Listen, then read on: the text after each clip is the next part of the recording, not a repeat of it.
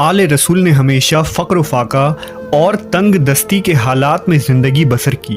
امام علیہ السلام نے فرمایا تھا کہ جو اہل بیت سے محبت کرے اسے جامہ فقر پہننے کے لیے تیار ہو جانا چاہیے۔ روایتوں میں آتا ہے کہ اہل بیت رسول نے کبھی 2 روز بھی مسلسل جو کی روٹی سے پیٹ نہیں بھرا۔